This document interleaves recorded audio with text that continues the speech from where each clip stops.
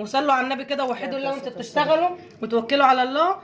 والسلام عليكم يا حبايبي، واتمنى ان الفيديو يعجبكم. يا ريت تعملوا لايك وشير وسبسكرايب وتشجعوا بيت العيله. شايفين فستق ده ولا مش فستق؟ ها، احلى فستق للحلويات بارخص ثمن وحاجه في البيت، نظافه وتوفير. جربوه، شوفوا الفيديو ويا رب يعجبكم. ولو عجبكم الفيديو ما تنسناش في اللايك، واللي اول مره يشوف القناه يشترك عشان يوصلوا كل جديد، يفعل الجرس. ونخش على الفيديو ونشوف عملنا الفستق دوت.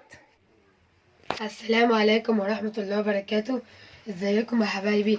عاملين ايه النهاردة؟ طبعا انتوا شايفين هنعمل ايه معاكم النهاردة. هنعمل كريم كراميل مخصوص علشان خاطر تيتا ام عفيفي، يا رب يعجبها ويعجبكم. الكريم كراميل مقاديره سهلة وسريعة، يلا بينا نخش على المقادير. انا اقول لكم البداية وماما هتكمل معاكم النهاية. يلا بينا. ايه رأيكم النهاردة في طبق الرز التحفة ده؟ ده رز خلطة المحشي هنعمله معاكم النهاردة ويا رب يعجبكم. وبكده نكون خلصنا معاكم الوصفات بتاعتنا. السمك المكرونة وصينية المكاريل، والمكاريل اللي بالبطاطس تحفة جدا، عايزاكم تجربوه، والرز والسلطة. صلوات الله والسلام عليك يا حبيبي يا رسول الله. ازيكم عاملين ايه؟ معاكم النهارده فيديو جديد من بيت العيله من قناه ريتاج مع ماما في المطبخ. احنا النهارده بقى يا جماعه بنعمل مع بعض ايه؟ بنعمل مفتقه مستوي من جوه جدا، خدي الخضار مستوي جميل بجد. انا مش هبطل ان انا اعمل الفراخ دي، جميله جدا جدا جدا. يا ريت تجربوها ونور اعجابكم وتعملوا لي لايكات. متنسوناش بقى في اللايك لايك لايك لايك لايك لايك يا خالته.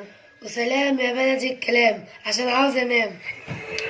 فحطيت بما ان هم سبقوني وعملوا ليالي لبنان قبليه وصوروها من غيري، فمش هينفع الفيديو يتختم من غيري، لازم ارخم عليهم وادخل اقول لكم ايه رايكم في التزيين بتاعها. ولو تحبوا تعملوها باي حاجه غير الفراوله، اي حاجه في البيت موجوده هنعملها عادي. بص الوانها وجمالها.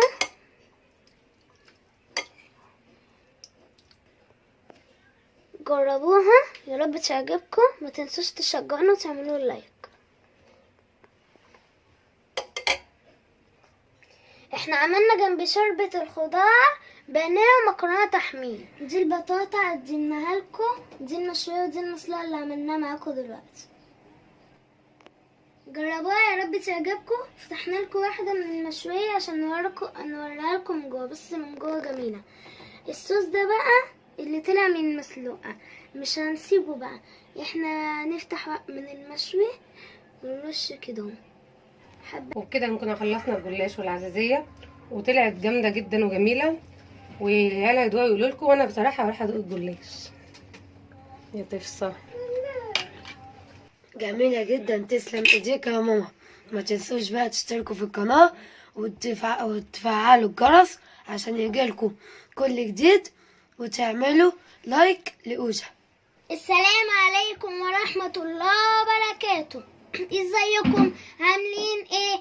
انا ارتاج. هنعمل معاكم دلوقتي صينية رواني سهلة وبسيطة وسريعة جدا. ورحمة الله وبركاته. هنعمل لكم انا وماما كشري الحلة الواحدة. بصوا طلع ازاي حلوة ومنفوشة وجميلة. المفروض ما نطلعهاش دلوقتي، المفروض نستنى لحد ما تهدى. السلام عليكم ورحمه الله وبركاته. ازيكم حبايبي عاملين ايه؟ النهارده طبعا بعد حظر التجوال والحاجات اللي بتحصل ديت، فاحنا قاعدين فاضيين، مفيش اي حاجه ولا شغل ولا مشغله. النهارده قلت ايه بقى ترخم عليكم بدالي النهارده وتعمل لكم كيكه التايجر. يلا نشوف ايه هتعك معانا ونعمل ايه بالظبط. مش هنطول كتير يا حبايبي. عاملين ايه؟ انا اول مره اتكلم معاكم واول مره بجد ان انا اعمل. بصوا بقى يا حبايبي، انا ما بحبش المقادير والكوبايات والكلام ده. انا هعمل حاجات كده زي ما ماما بتعملها بالبركه، بس انا برضو هعرفكم انا بعملها ايه بالظبط علشان خاطر انتوا لو اي حد حب يجربوا ايه مع نفسه عايز بالكوبايه هقول. طبعا احنا في بيت العيله وهتسمعوا اصوات كتير، فما تركزوش معانا. يلا خليكم مع اللي احنا هنعمله دلوقتي. هنحط الاول الاربع بيضات معايا ونكسر كده. ما تنسى دي اخواتي على فكره، عشان انا اول مره اتكلم معاكم زيتين معايا زي ما يكون ايه. فطبعا انا هعمل نفسي ان انا مش سامعاهم، وخليني سريعه عشان انجز، عشان معايا ايه العيال الصغيرين قرفني المطبخ فانا ما بصدق. معلش انا في المقادير خالص. وهدير طبعا لسه مصبنه وعامله الحاجه ومروقه وماليه الازايز، فطبعا مش عايزه كراكيب واقفة كتير، متغاظة. فاحنا هننجز كده ومعانا كل حاجه زي ما هي، ما فضتش اي حاجه غير الدقيق والسكر. طبعا هنصلي كده الاول على النبي عليه افضل الصلاه والسلام، وربنا يرفع عننا البلاء والوباء آمين يا ويرحمنا برحمته يا رب. امين يا رب العالمين. طبعا حاطين 4 بيضات وهننزل معاهم بكسين الفانيليا. معلش انا بتكلم سريع معاكم يا جدعان، عايزين نخلص بسرعه. وبعد كده بسم الله الرحمن الرحيم. ابني بيلعب في الزيت، ممكن حد يلحقه؟ طبعا المفروض كوبايه ايه زيت بالظبط، بس انا هنزل يعني كوبايه الا حاجات بسيطه، وطبعا بالبركه كده. طبعا ابنه اخوه الكبير بيقول لي ان هو حط ايديه، فربنا يستر بقى، كل شويه نغسل ايديهم وربنا يحفظنا. طبعا حطينا الزيت وحطينا البيض وحطينا الفانيليا. هننزل بالسكر، طبعا المفروض كوبايتين سكر. وبعد كده يا حبايبي انا هنزل، انا طبعا عامله الكميه، هعمل صينيه كبيره. هنزل باللبن. اللبن طبعا نص كيلو، الا يعني ممكن اسيب حبه صغيرين بتاع نص كوبايه بس كده. هتعب اللبن. وطبعا سفيان عايز حبه لبن فهديله الباقيين زي بعض. لا بصوا يا جماعه، انا هقول لكم برده على طريقه حلوه. انا ما بعملش الكاكاو زي ما انتم بتقلبوه كده، انا هوريكم في الاخر انا هعمله ازاي، لان انا هعملها التايجر، بس هوريكم في الاخر ايه النظام. طبعا هقلب المكونات دي كلها مع بعض وهرجع لكم تاني عشان اعرفكم هنعمل ايه. تضربي في ونكون الخلاط لمينا ونكون لمينا برده الحاجه اللي قدامنا دي كده اللي ملهاش لازمه. بصوا يا جماعه، نسينا في معلقه خل هنا بنحطها. طبعا انا هحط معلقه صغنططه جدا عشان بس تبقى ايه هشه وطريه. ماشي، هرجع لكم تاني. ورجعت لكم تاني يا امارات. معاكم بقى هحط ايه البيكنج باودر اهوت على الدقيق. الدقيق ده المفروض 3 كوبايات من المجات العاديين. ماشي. بصوا يا جماعه، انا حطيت هنا معلقه زيت بس وعملتها كده اهوت في الصينيه، وطبعا حطيت البيكنج باودر والدقيق ده انا نخلاه مره واحده. فانا دلوقتي هنزل بالخليط، هنزل بالدقيق على الخليط تدريجيا وهقلبه بديت اللي هي المفروض بتاعه المضرب الكهربائي، بس انا بحب اقلبها بايدي. ماشي، يلا هنبدا مع بعض كده. بسم الله الرحمن الرحيم. عشان الاطفال بقى انتوا عارفين يا جماعه، عايزين ننجز عشان كل شويه داخلين طالعين بهدلوا لنا الدنيا، واحنا عند ستهم ربنا يديها الصحه كده ويشفيها يا رب وادعوا لها. فعشان كده انا بنجز، فالحاجه السريعه برده حلوه. يلا نقول بسم الله الرحمن الرحيم. ننزل حبه حبه كده بالدقيق ونقلب لحد اللي احنا عايزينه كده. وبما ان انتوا عارفين ان هم في مطبخ بيت العيله وقرفنا والزغابه بتاعهم كتير قوي، فبنعمل الكيكه علشان قرفنا ولازم يجوا من بره، فاحنا قلنا ما نطلعش حد من العيال بره. تقعد تقول لنا تعالوا تعالوا وبعد كده تقول زغابه. سامعه اختك؟ مجننينا بصراحه، يعني لو كل واحد يلتزم بيته تبقى حاجه حلوه اول يومين دول. احنا طبعا جايين عشان خاطر والدتنا حبيبتنا بتوحشنا ولازم نيجي نقعد نشوفها، فلازم هنقول لك ايه، مش جايين علشان نقول لك ايه صح، احنا مش جايين عشانك، بس كده جايين عشان مامتي. يلا هيدا طبعا يا جماعه نصيب ان انا اقعد. انا بشوف حسب السمك اللي انا عايزاه. استنى بقى خلينا نفهم احنا بنعمل ايه. انا بنزل بالدقيق واحده واحده، انا بحب اخلي الدقيق في الاخر عشان اشوف ايه الكميه اللي انا عايزاها. طبعا حطيت 3 كوبايات من اللي انتوا عارفينهم اللي هم المجات دول العاديين. وبرده حبيت لو حابين ان انا هبقى اصور لكم المج اللي انا بشتغل بيه، هبقى اصور واختي طبعا اللي معاكم الشيفه هي اللي هتوريكم اللي هي بتعمل ايه، اللي هي الاساسيه اللي تبع الصفحه بتاعتكم كده. ان شاء الله شجعوها واعملوا لها لايك وشير وكل حاجه كده، خليها تفرح معاكم. وبما ان النهارده آية طبعا معاكم، فهتسمعوا كلمة طبعا كتير جدا. لان طبعا يا جماعه انا اول مره اصور كده يعني معاكم. انا على طول بحب اشتغل كده ايه من غير الكلام دوت. سريع لا بس شاطره يا ايه والله. فطبعا انا كده احتجت شويه دقيق، فهنزل بشويه دقيق كمان. يعني ممكن نخليهم 3 كوبايات ونص، لان انا طبعا حاطه نص كيلو لبن، شايله منه نص كوبايه لبن، يعني مش مليانه كمان. انا ما بحبش طبعا الشكليات اللي هي لازم الكوبايه ولازم كده. احنا كلنا النبي عربي كده عليه الصلاه والسلام. واستغفروا ربكم كده وانتوا شغالين، وتوكلوا على الله وقولوا بسم الله توكلنا على الله ولا حول ولا قوه الا بالله، وربنا يسترها معانا ان شاء الله. طبعا رانيا بتحب تعمل هي واختي الثانيه. انت مش هتبطلي طبعا دي يعني ريتاج مع ماما في المطبخ. اللي هي مامه ريتاج طبعا بيحبوا ايه المج والكوبايه والكلام ده. لا انا حسب السمك اللي انا شغاله بيه في ايدي من ساعه ما بدات اعمل، وانا بشوف والدتي بتعمل كده وانا ماشيه معاها على كده. انت مستني ايه يا سفيان؟ علي صوتك. السلام عليكم ورحمه الله وبركاته. عاملين ايه؟ عاملين ايه؟ الحمد لله يا حبيبي. الحمد لله. انت عامل ايه؟ الحمد لله. انت شاطر يا سفيان. احلى كيكه من ماما. مين اللي هيعمل لك كيكه النهارده يا سفيان؟ ماما. ماشي يا حبيبي. طبعا هننزل بالخليط ده كده يا جماعه. شايفين السمك اللي انا عايزاه؟ مش هنزل بيه كله، هسيب بتاع كوبايه بس كده في الطبق. وسفيان معايا اهو بيردد. وطبعا سولي عمال ينده عليا بيعرفكم اسمي. يلا هننزل نقول بسم الله كده، ننزل كده في الصينيه. بسم الله الرحمن الرحيم. نقول بسم الله الرحمن الرحيم. طبعا ما تزعلوش مني ان انا مستعجله وبحب اعمل حاجه كده سريع، لان انا خدت على كده. بحب الكيكه ما تاخدش معايا وقت. على فكره احنا زهقنا من طبعا. ما هو انا مش مليت يا جماعه. انا اول مره اللي اقول لكم بيتفرجوا يا يعملوا جماعه، ايه كتر خيرهم. يا جماعه قولوا لهم ان انا اول مره اتكلم كده وهو حد شغال، يعني اشتغل كده وهو حد حواليا ومصورني. لا بجد وعمالين بقى بصراحة أول ينزلوا. مرة أشوف التايجر فهنسمي بسم بالطريقة دي. الله وننزل بقى بالكاكاو، نص كيس كاكاو كده احلى حاجه البساطه. ونقلب. طبعا يا جماعه ايه الطريقه دي احسن من اي طريقه انتوا هتعملوها. ليه؟ هنفضل نحط في أسهل الخلاط وأسرع. ونضرب ونستنى بقى ونسيب كوبايه ويعلم السمك هيطلع عامل ازاي. لا، فانا اعمل السمك اللي انا عايزاه وانزل اشوف الحاجه اللي انا ايه اللي ماشيه معايا كده في ايدي واحده واحده. وسفيان مستعجلني عمال يلا يلا، لان واخد ان انا في السريع كده ان انا ايه واخد إن أنت الحاجه سريعة على طول. فعلا. ويروح واخد الطبق ويقعد بيه كده هو واخواته واولاد خالته واولاد عماته، ويقعدوا بقى ايه كله يلغوص بايديه. طبعا ما ننساش غسيل الايد يا جماعه. الايام دي ربنا يحفظنا ويحفظ بس خلينا نعرف نكلمهم عشان ربنا يحفظنا ويحفظ اولادنا آمين يا يا رب. رب، آمين. وغسل الايدين كده تواظبوا بيهم ان شاء الله، وربنا يرفع البلاء ده يا رب. وطبعا يا حبايبي هو ده كده ايه الصوص الشوكولاته اللي احنا ننزل بيه، يعتبر اللي هو الباقي خليط الكيكه. فهنسمي بسم الله كده. الشوكه طبعا معانا ديت انا اقول لكم هنعمل طبعا الشوكه التايجر. هننزل نقول بسم الله الرحمن الرحيم ونلفها واحده واحده كده، الجناب والحروف وفي النص وكله. ما يهمكوش ان هي بس كده في الاول شكلها ايه، اهم حاجه لما تطلع تبقى عامله ازاي. خليكم كده النبي عربي وان شاء الله هتاكلوا كيكه ولا احلى من كده. وتوحدوا كده وتستغفروا الله لا اله الا الله. وهنجيب الشوكه كده يا جماعه اللي احنا كنا طبعا بنعمل بيها ايه الشوكه، قلبنا بيها الدقيق عشان طبعا كنت نخليها مره واحده. هنبدا نعمل كده بسم الله بسم الله. اشيل الطبق ده يا جماعه عشان تشوفوا براحتكم. ونسمي بسم الله. وطبعا الفرن انا ما بحددلهاش وقت بصراحه. انا لما بشم ريحتها بفتح الفرن ابص عليها، انما انا ما بحددلهاش وقت. وبالشوكه كده زي ما انتم شايفين رايحين جايين كده كانكم بترسموا ورده. هيطلع شكلها ان شاء الله وباذن الله طعمها وشكلها تحفه بجد. طبعا مع ايه طبعا جربوا كيكه تايجر. طبعا بقى يا جماعه. هم قاعدين يهزروا ويتريقوا بس انا لا، شكلها مش فايقه لهم بصراحه، لان هم رانيا بتحب تعمل الكيكه ازاي. تحب طبعا كوبايات ومعاجيل وتعمل لكم الصينيه اللي هي صغيره. لا انا بحب الصينيه الكبيره. ماشي يا حبايبي. هنحطها في الفرن وتستوي ونرجع لكم تاني. ماشي. بصوا يا حبايبي انا دلوقتي الكيكه استوت وطلعناها. انا كنت اقطعها بس قلت اقطعها معاكم. يلا نسمي بسم الله كده ونقطعها مع بعض ونشوفها عامله ازاي. بسم الله. طبعا شايفين الرسمه بتبقى عامله ازاي. مش عارفه اقول لكم ان الاطفال عاملين ايه حواليا ومش ساكتين ومستعجلين، فانا اقطعها بسرعه معاكم كده.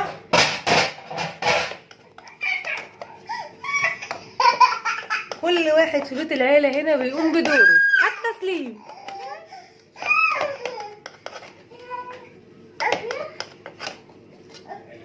بسم الله.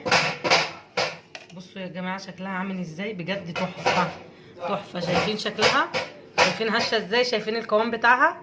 شايفين الشكل؟ بصوا يا جماعه معلش احنا كل شويه بنفصل لان العيال لخمنا جدا، وانتوا عارفين بقى لما نكون في بيت العيله والعيله عاملين دوشه فمش عارفين مش مركزين. طبعا شايفين شكلها عامل ازاي، تحفه بجد وطعمها جميل جدا جدا جدا. وجربوها ومش هتندموا. وهقول لكم المقادير برده بالكوبايه لان انا بحب اعملها زي ما انتوا شفتوها، بس اللي حابب يجرب كده يجرب، يعني حاجه ترجع لكم. نطلع بس دي. وشايفين الصينيه عامله ازاي، هم حبه زيت بس اللي حطيناهم، ما حطيناش اي حاجه ولا دقيق ولا اي حاجه.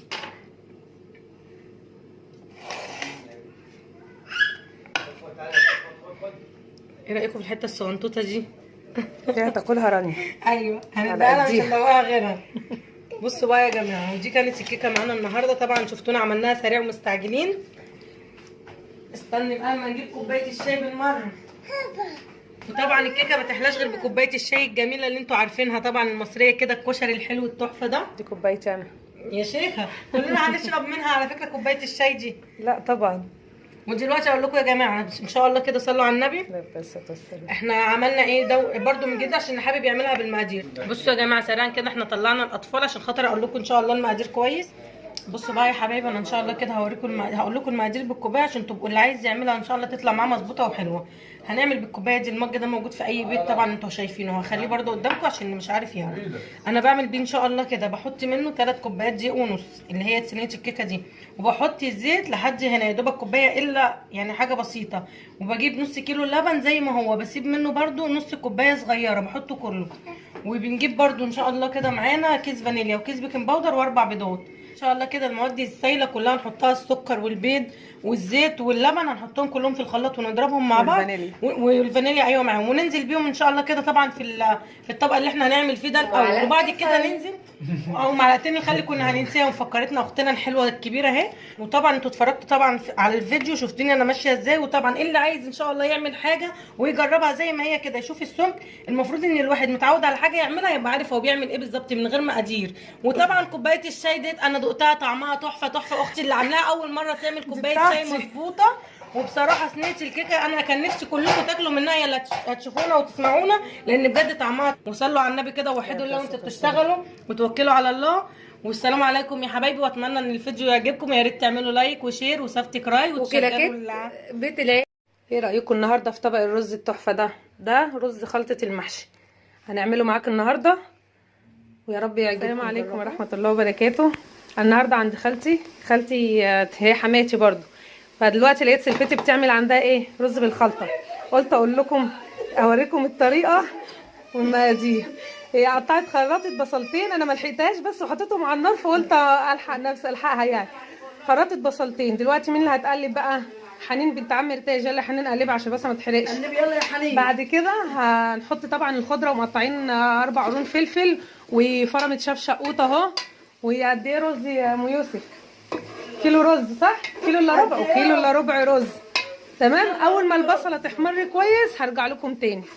دلوقتي البصله احمرت، يلا يا يوسف شوف هتحطي ايه. هحط شفشق القوطه بعد البصله اهي احمرت. بعد كده هتعملي ايه؟ نسيبها بقى تتسبك شويه وبعد كده نرجع لكم ونكب عليها شفشق ميه تاني. هتتسبك بقى كويس وهنرجع نقول لكم الطريقه. نحط معلقه ملح ونغطيها ونسيبها تتسبك، معلقه ملح بكمون، ونسيبها تتسبك ونرجع لكم تاني. دلوقتي اتسبكت اهيت، هنحط ايه شفشق الا ربع ميه اللي عصرنا فيه. يلا حطي قلبي انت يا حنين.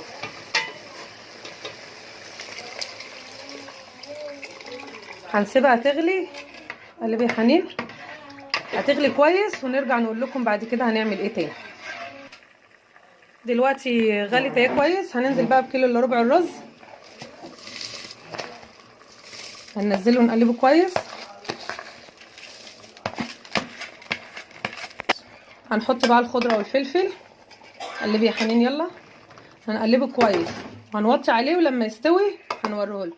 خلاص كده الرز استوى، هغرفه اهو بعد ما قدمناه. يا رب يعجبكم، هو مفلفل وحلو وطعمه جميل جدا. دلوقتي حنين هتدوق وتقول لنا ايه رايها. 100 حلو. حلو، يا رب يعجبكم، جربوه هيعجبكم طعمه حلو جدا. ما تنسوش اللايك والاشتراك في القناه. ماشي يا حبيبي. السلام عليكم ورحمه الله وبركاته. السلام عليكم ورحمة الله وبركاته. ازيكم يا حبايبي؟ عاملين ايه النهاردة؟ طبعا انتوا شايفين هنعمل ايه معاكم النهاردة.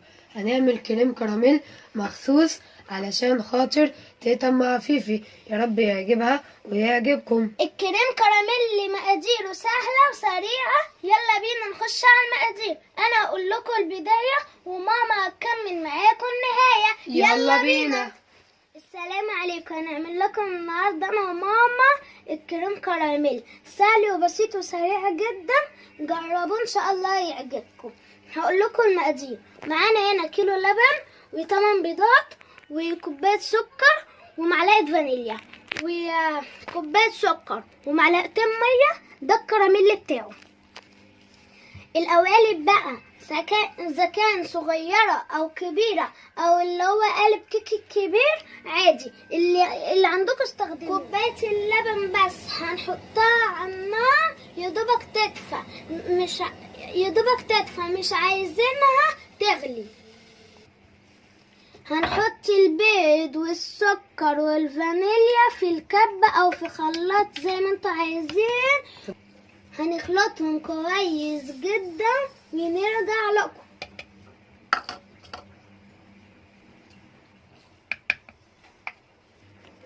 ضربناه كويس جدا لحد ما بيض شويه. يلا نشوف ماما عملت محتاج اطفال علشان خاطر لسعته وحشه جدا. هنحط كوبايه السكر على النار، ممكن ما نحطش ميه ونسيبه كده من غير ما نحط اي حاجه فيه، لا معلقه ولا اي حاجه. نهز الطاسه بس كده وخلاص. بس انا عشان بس يعمل بسرعه احط ايه معلقتين ميه، وبرده ههزه بس يعني لما يبتدي يتفاعل ههز الطاسه بس، محطش فيها اي معلقه ولا اقلبه، بيكرمل وارجع لكم. بالنسبه للكراميل بعد ما ضربناه كويس اللبن دفيته على النار تدفيه مش سخونيه، هنزل بيه كله او نص على حسب ما الكبه تشيل، واضربه برضو بالكبه كويس. هضربه وارجع لكم تاني. رجعت لكم تاني. ادي الكريمه اهي عملناها بعد ما ضربناها كويس، وادي الكراميل. هنحط بقى ايه معلقه كده في القالب ونلفها او نوزعها المعلقه على حسب. ناخد قالب قالب نحط فيه معلقه ونلف ايه القالب فيها كويس. كمل بقى بقيه القوالب وارجع لكم تاني. رجعت لكم بعد ما خلصت كميه، خلصتها كلها وعبيتها وسبته لما نشفت شويه. دي صينيه مجهزه فيها ميه سخنه حاطه ربعها، ودلوقتي ايه هنملى القوالب ونحطهم في الصينيه ديت.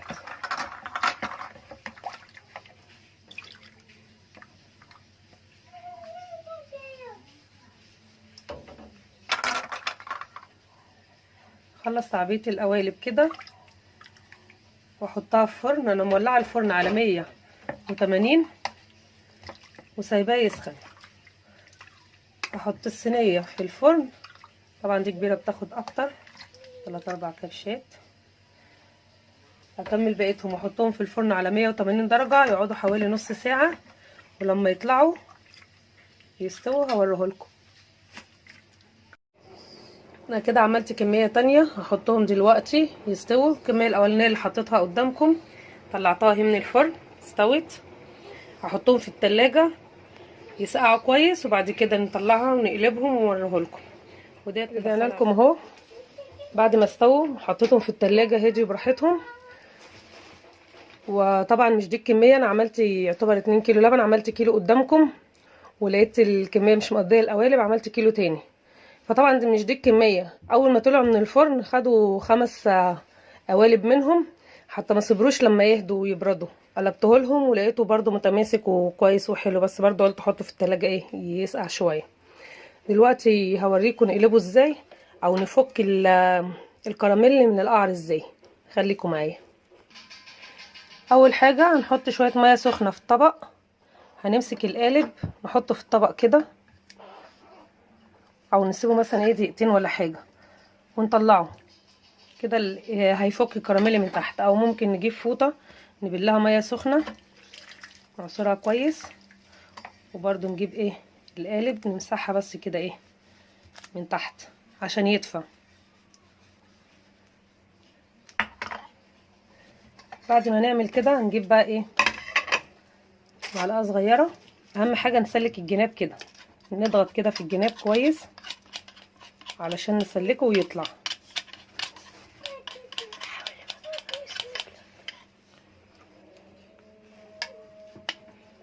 بعد ما عملنا كده هنحط بقى ايه الطبق ونقلبه.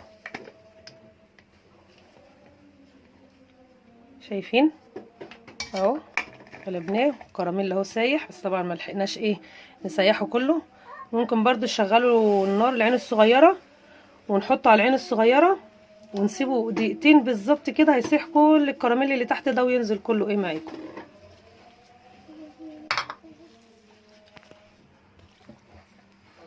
اهي معاكم جربوها شوفوها يا رب تعجبكم. نعمل كمان واحده من الصغيره، نجيب لكم واحده من الصغيره، نجيب من الجناب وننزل نضغط عادي ما نخافش اهو. بصوا بقت سايبه اهي تتحرك معانا بكل سهوله. الطبق.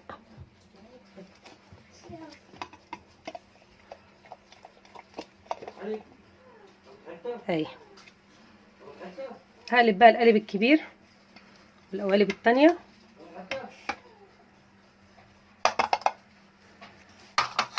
هقلب بقية القوالب وارجع لكم تاني.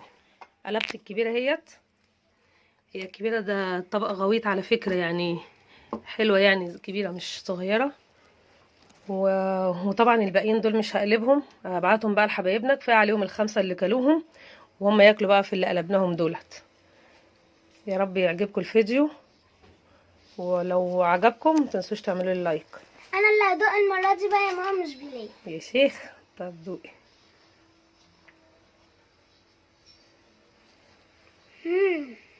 جميل جدا. شايفين جميل ماسك نفسه ازاي؟ تسلم ايديكي. كده يعني يا هوجة مش عاوزانا ادوق يعني؟ ده انا اخوكي حتى. طب انا هاخد الطبق كله. طب والله لا انا باكل. خلاص العبوا مع بعض ما تتخانقوش. ايه يا رايك رب يا بلال؟ يعجبكم الفيديو، بصراحة جميلة جدا هتقعد جدا تاكل بس يا جدا. بلال ولا ايه؟ يا رب يعجبكم الفيديو ودوسوا على الجرس عشان يوصلكوا كل جديد. واللي ما اشتركش في الفيديو يشترك ويعمل في لايك القناة مش في الفيديو. في القناة ويعمل لايك وشير. سلام. سلام. سلام. السلام عليكم ورحمة الله وبركاته. احنا النهاردة عند والدتي، لقيت اختي رانيا بتعمل سمك، حبيت اديها فرصتها فقلت تقولوا لنا ايه رأيكم في اكلها. يلا يا رانيا ابتدي. السلام عليكم. النهارده نعمل مع بعضنا صينيه سمك مكاريل وسمك مكرونه مقلي.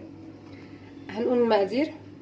السمك المكاريل طبعا جايبينه وغاسلينه ومنضفينه كويس. مقطع البصل والقوطه والبطاطس طرنشات شرايح، والدقيق طبعا مجهزاه للقلي، حاطه دقيق، ملح وفلفل، جنزبيل.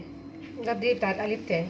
وطبعا انتوا عارفين السمك بيحب الليمون والكمون وتوم مفروم، وبرضه حاطه له خل وليمون وكده وملح بفلفل اسود. طبعا احنا مش عند ام مرتاز عشان التوابل بتاعتها والحركات بتاعتها.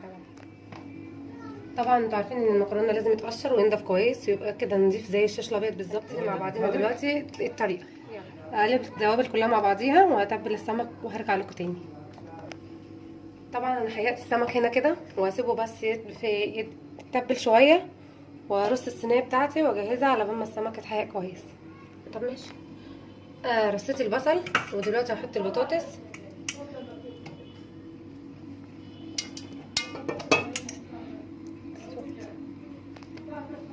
طبعا انا هخلي القطه في الاخر عشان انتوا عارفين ان القطه لو حطيتها من تحت هتدبل وهتنزل العصاره بتاعتها، وانا مش عايزاها تكسر العصاره بتاعتها. هحيق بس البصل والبطاطس بشويه ملح وفلفل اسود كده، حاجات بسيطه. انا طبعا متبله السمك بتاعه محيقاه، بس حاجه بسيطه كده بس عشان التتبيله من تحت بس. طبعا هنا حطينا البصل والبطاطس وتبلنا السمك كويس وحطيناه، وهنبتدي نحط عليه الطماطم. هنحط رشه زيت بسيطه بس على السمك عشان التحمير بتاعه بس بسيط جدا، مش اللي هي.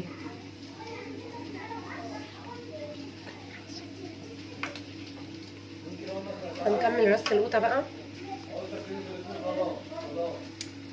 على فكره انا عايزه بس عشان ما تاخدش وقت كتير في الفرن، هنديها غلوه بسيطه كده على البوتاجاز، وبعد كده ندخلها الفرن ان هي تكمل سوا وتحمر.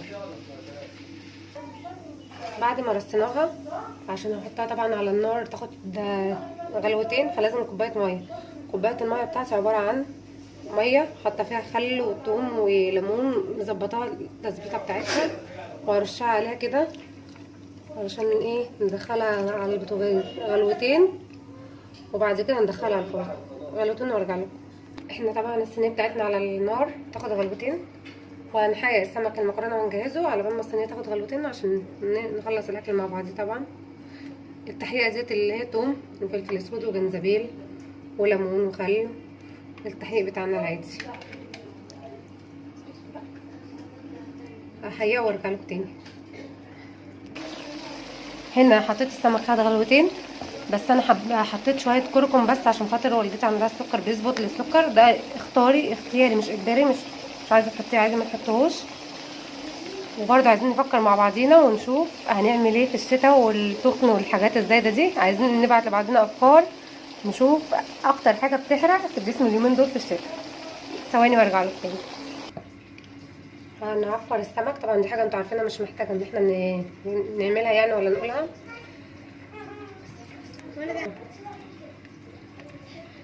ما تنسوش برضو تجيبوا لي الوصفات عشان الشتا عامله عمايلها معايا، فانا عايزه بصراحه الحق نفسي وانقذ نفسي. ويا ريت لو تكون وصفات متجربه، يعني حد عاملها عن تجربه. هخلص بقيه الكميه ونرجع تاني مع بعضين. السلام عليكم ورحمة الله وبركاته. فيديو النهاردة جميل جدا هيعجبكم، كملوا للآخر وشوفوا عملنا ايه بأقل التكاليف. الفستق الغالي ب200 جنيه بره او ب250 في اماكن تانية، هنعمله 50 جنيه بس. هنعمل الشوية الحلوين دول البرطمان دوت وزاد منهم دولت. شايفين فستق ده ولا مش فستق؟ ها، احلى فستق للحلويات بأرخص تمن وحاجة في البيت، نظافة وتوفير. جربوه، شوفوا الفيديو ويا رب يعجبكم.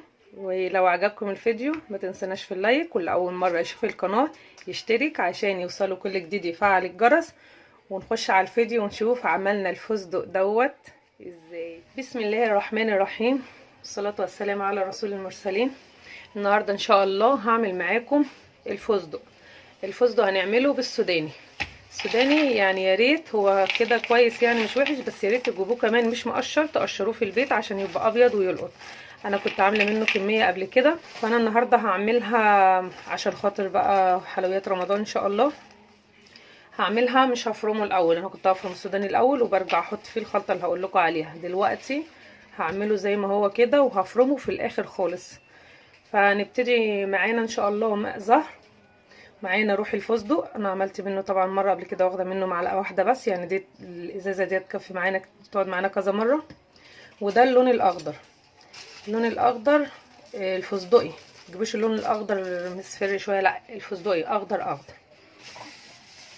نجيب دلوقتي نص كوبايه ميه، نص كوبايه ميه ايه صغيره،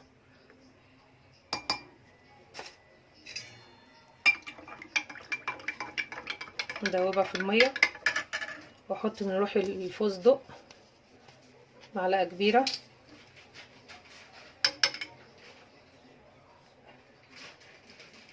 روح الفستق ده عشان يديله الروح الطعم بتاعه، طعم الفستق تحس ان هو فستق فعلا، ما تحسوش ان هو تقليد. وماء الزهر هاخد منها برضو معلقه او معلقه الا ربع عشان هي نفاذه قوي.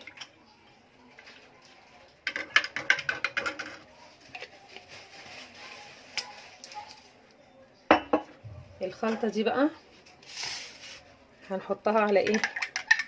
على السوداني زي ما هو كده.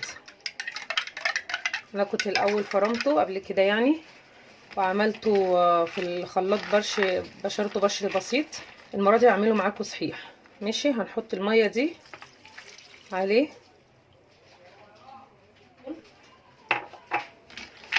هنقلب بقى كويس جدا جدا.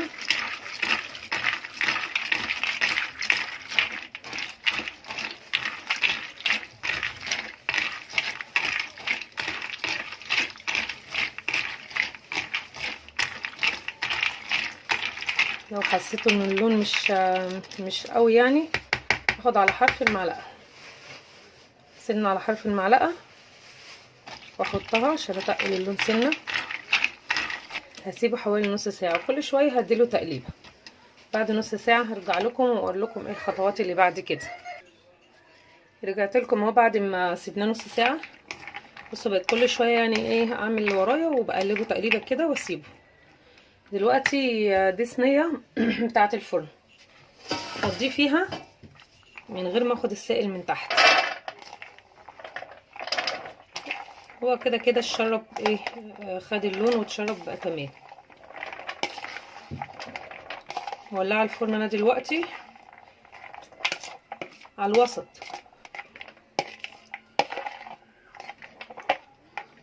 نفرده كده، نزل فيه سائل مش مشكله، هو كده كده كله بقى لون واحد.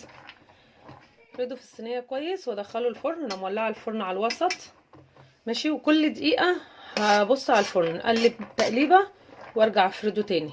كل دقيقه نقلب فيه وارجع افرده لحد ما الميه اللي فيه تنشف وهو ينشف تماما ويتحمص. وبعد ما يتحمص ويطلع هوريه لكم. بص دلوقتي حاليا مسكته حاجه منه بيعمل ايه، بيبقع والجوانش بيبقع. بعد ما ينشف خالص مش هيطلع اللون ده منه. بعد ما ينشف خالص خلاص هيثبت فيه. بعد ما يتحمص حمصه وارجع لكم تاني. رجعت لكم تاني اهو بعد ما حمصته. كل شويه طبعا اقلبه وارجع اهز الصينيه وافرده تاني واسيبه في الفرن لحد ما نشف خالص. دلوقتي هو نشف تماما وطلعته من الفرن بارد كمان. لازم يبرد خالص عشان نقدر نطحنه، عشان لو طحناه وهو دافي هيبقى عجينه يعني. بصوا اوريكم كده من جوه. شايفين من جوه بني ازاي؟ لون الفستق. وطعمه بقى ما اقولكوش برده طعمه جميل جدا جدا جدا. بصوا كمان الاول كان بيجي في الجوانشي ويعمل اللون بيبقى واضح في الجوانشي بيبقى لازق. لا خلاص مبقاش فيه اهو. دلوقتي احطه في مطحنه التوابل. اطحنه في مطحنه التوابل عادي. اطحنه بس طحنه بسيطه مش هفرمه جامد. وبعد ما اطحنه هرجع اوريكم اهوت بعد ما فرمته فرمه بسيطه في الكبه اللي هي بتاعه التوابل. شايفين؟ انا بقربه لكم في الكاميرا عشان يبقى واضح معاكم. فستق ده ولا مش فستق؟ اي حد هياكل عندكم حلويات او اي حاجه حاطين فيها الفستق مش هياخد باله خالص ان ده سوداني. شايفين اللون؟ الكيلو ب200 جنيه تحت. ليه ما نعملش احنا في البيت؟ الكيلو السوداني ب40 جنيه. والازازه اللي هي روح الفستق دي ب20 جنيه. انا عملت منها مرتين، دي تاني مره اعمل منها. عملت منها اول مره فرمته الاول، بعد كده حطيت السوائل. تاني مره ودي الاحسن. بس انا فرمت السوداني الاول عشان خاطر كان محمص. فطبعا المحمص مش هيمسك في اللون مش هيبقى فيه زي دوت كده. فعشان كده اضطريت ان انا افرمه الاول وبعد كده رحت حطيت عليه الخلطه. المره دي بقى السوداني لقيته ابيض وحلو وقلت فرصه عشان حلويات رمضان. فعملته طبعا زي ما وريتكم الطريقه بالظبط. هو معلقه ماء زهر ومعلقه روح الفستق ومعلقه صغيره من اللون. اللي حابب يزود اللون عن كده بياخد على طرف المعلقه زي ما وريتكم ويتقلب كويس. هيلاقي اللون بقى فيه الدرجه اللي هو عايزها ويخليها. بس الدرجه دي جميله بالنسبه لي جدا. دي كده درجه الفستق الطبيعي. ماشي تمام. نجيب بقى برطمان هنشفه كويس. انا غسلاه كويس طبعا ومعقماه. بس هنشفه من جوه وبره كويس على اساس لو فيه اي ميه ولا اي حاجه عشان احط فيه الفستق ما يحصلوش حاجه ما يبص يعني.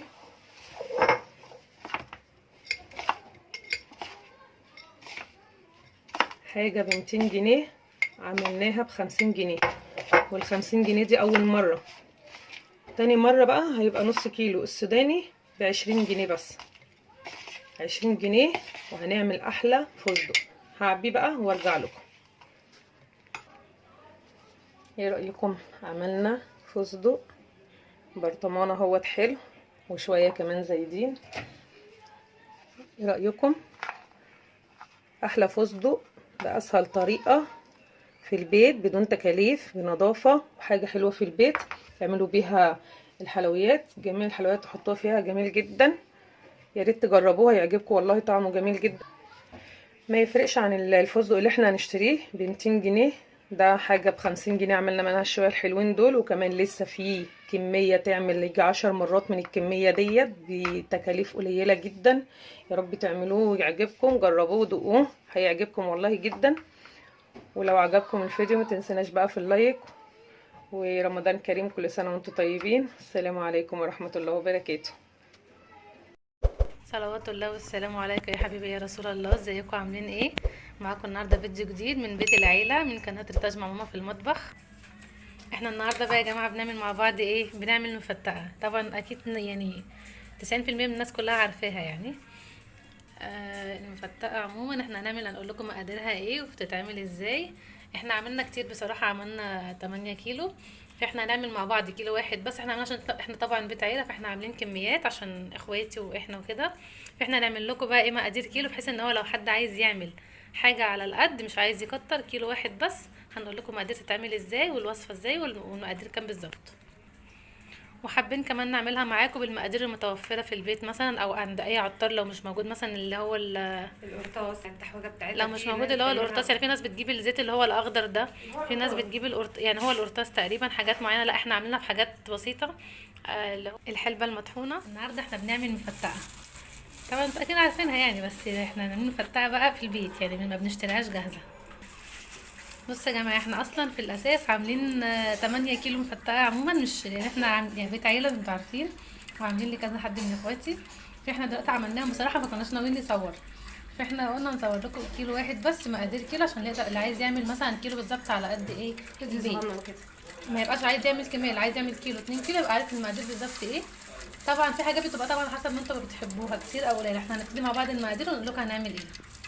دلوقتي احنا حطينا زيت نص كوبايه، نص كوبايه زيت في حله، ده للكيلو عموما. ونحط السمسم حسب الرغبه بقى، بتحبوه كتير قليل حطوا. احنا في زيت حاطينه قليل عشان انا عايزاه قليل يعني. هنوريكم اللي احنا عاملينهم كمان. ما رضيناش نصور التمرين عشان كده ما يبقاش طويل عليكم. بالظبط. هنا بقى الدنيا مبهدله عشان بقى ايه 8 كيلو فبهدلنا الدنيا طبيعي. بصوا يا جماعه، احنا حطينا نص كوبايه زيت. طبعا السمسم زي ما انتوا عايزين بقى، بتحبوه كتير زودوا، قليل زي ما انتوا عايزين حطوه. وحطينا نص كوبايه دقيق. طبعا احنا هنقلبهم وهنحط بقى ايه الحلبه متحوجه. نحط الحلبه محوجه يعني، نحط عليه بس برده نص كوبايه، نص كوبايه برضه يعني، برده نص كوبايه او 3 معالق مثلا كبار. 3 معالق كبار اللي عايز يعمل مليانه كده. بص المعلقه مليانه كده يعني 3 معالق او نص كوبايه زي ما انتوا عايزين. الكوبايات هتبقى احسن يعني. هنحمرهم مع بعض شويه وبعد كده ننزل عليهم بالعسل. احنا حطيناها هي تتحمر على النار، يعتبر قول مثلا دقيقتين بالظبط، الدقيق والسمسم والحلبه الايه المحوجه اللي هو المغات يعني. بس هي حلبه محوجه. وفي حاجه اسمها الحلبه المره بيحطوها كمان بس في الاخر. في الاخر مش دلوقتي، بس تحطيها يعني. ماشي.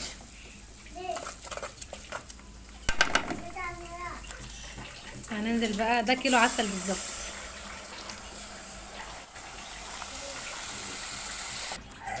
تفضلوا يا جماعه تقلبوا فيها على النار، ما تخلي يعني ايدكم فيها على طول، ما تخلوش العسل يفور. شايفين الريمه اللي بتطلع من الجناب دي ما يفورش، تفضلوا تقلبوا فيه عشان خاطر ما يبقاش فيه عليه ريمه من فوق، عشان ما يبقاش فيه ريمه. نفضل نقلب عشان خاطر الريمه دي. كده هي ابتدى يعمل الريمه دي وهو بيغلي عموما. احنا مش بنقلب عايزين فيه، بنفضل نقلب. بنفضل نقلب عشان الريمه اللي على الوش دي تروح.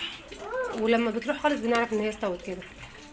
اول ما تخف وتروح يبقى كده استوت. بس يا جماعه لازم تتقلب كويس على طول، ما نوقفش تقليب فيها لمده 5 دقايق او 10 دقايق كده تقليب. نستمر في التقليب عشان الحاجه تطلع حلوه وتبقى طعمها حلو. وانتوا بتعملوها كده اذكروا الله وصلوا على الرسول. كده خلاص احنا وقفنا عموما تقليب. هي كده خلاص الريمه خلاص راحت. هنبتدي بقى ننزل الحلبه المره.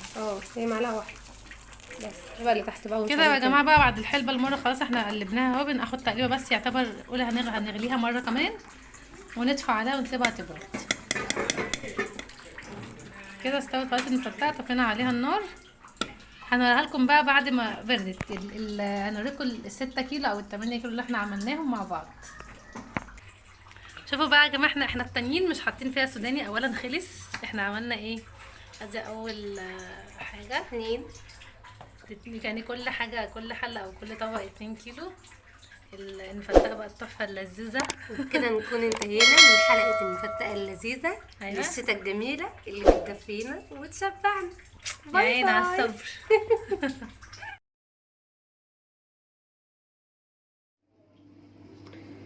السلام عليكم ورحمه الله وبركاته. ازيكم حبايبي عاملين ايه؟ احنا النهارده في مطبخ بيت العيله مش عند مرتاج. هنعمل مع بعضنا الفراخ المدفونه بالملح التركيه.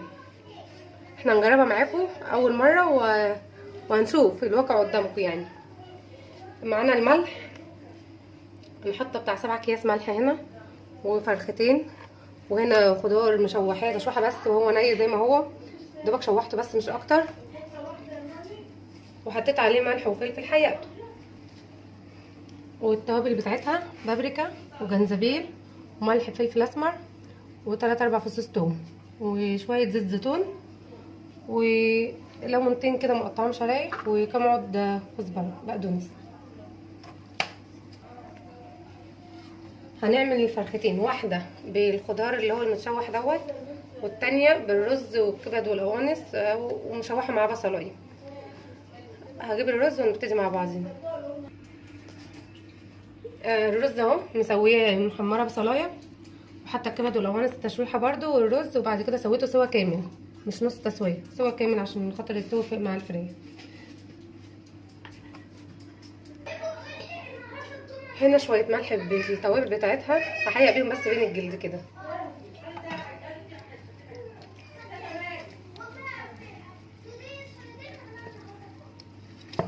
استني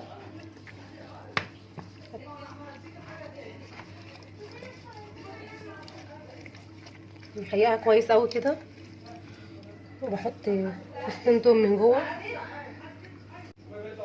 وهنحط برده الليمون. انا حاطه الليمون بقشره وبحطه بين الجلد كده برده عشان يحيق كويس. وابتدي احط بقى ايه الخضار اللي انا عاملاه.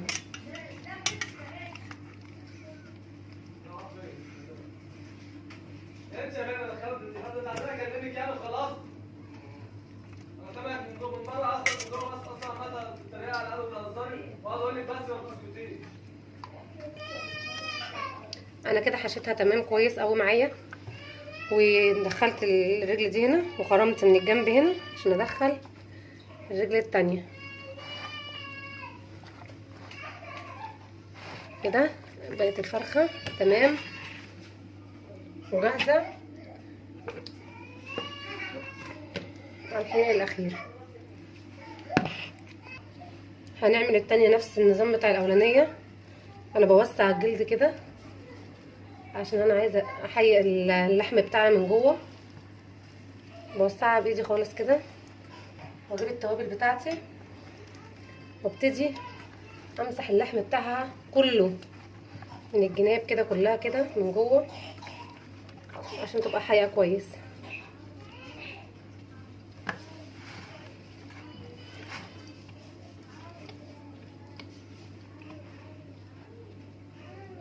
وبرده هناخد الليمون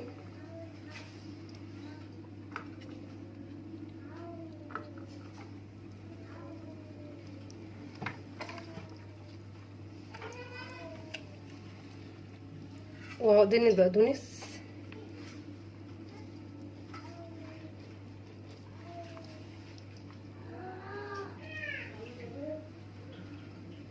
وابتدي بقى احط الرز.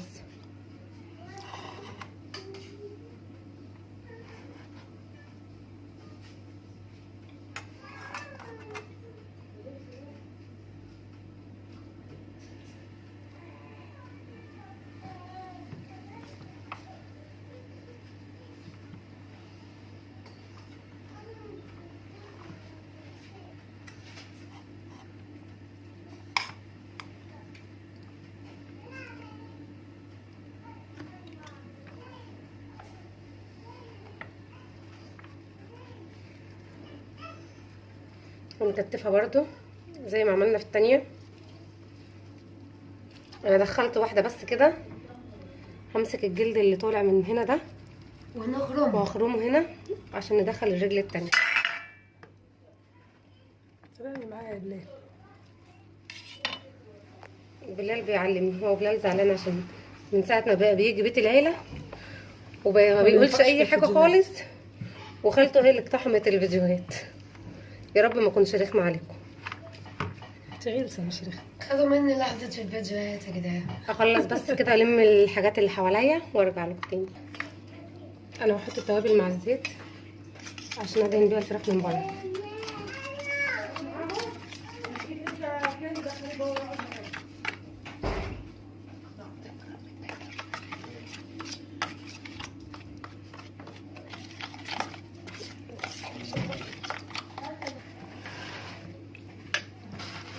هنبتدي ندهن الفراخ من بره.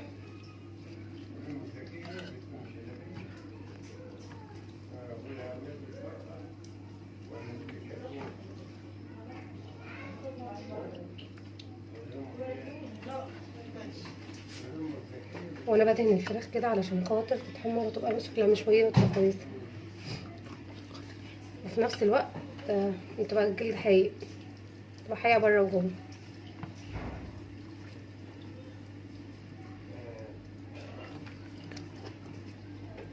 هكمل وارجع لكم تاني. هنديها بس زي صدمه كده، بس نديها لون على الطاسه.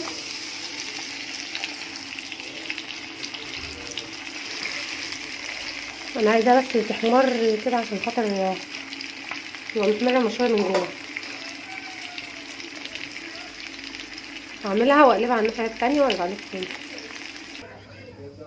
ايه الفراخ بعد ما اديناها تشويحه بسم الله ما شاء الله يعني طالعه تحفه. هحط ميه واعجن الملح،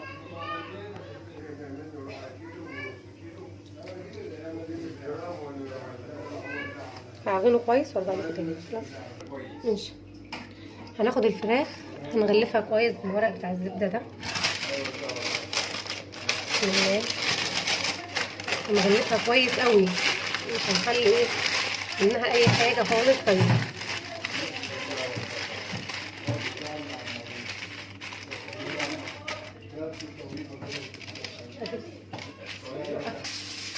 وبعد كده بجيب الورق السلوفان اللي انا عملتها في ورق الزبده دي، بعيد عليه برضو بالسلوفان. بسم الله، نسخنها كويس كده.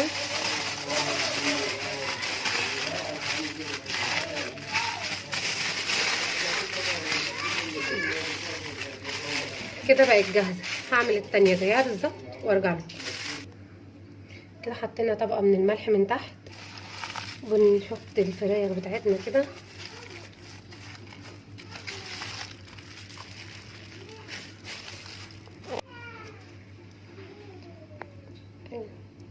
هنبتدي نغطيها ايه بالملح، نغطيها كلها من كل جنب كده.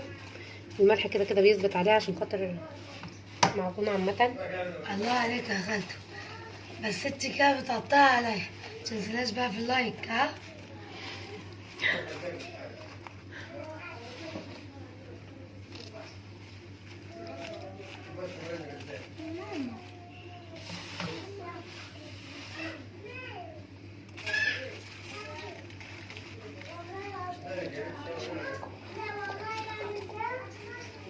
عشان الفيديو ما يطولش عليكم هغطيهم كويس وارجع لكم تاني.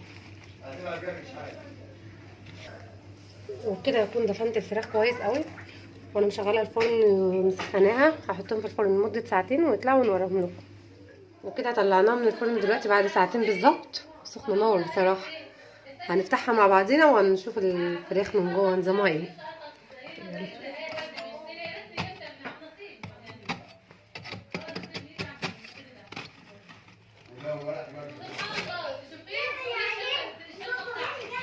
بسم الله، سخنة جدا. واو،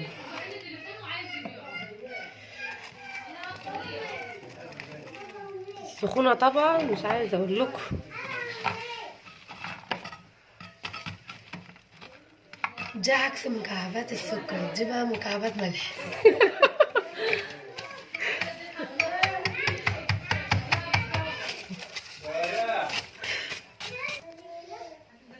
بسم الله الرحمن الرحيم.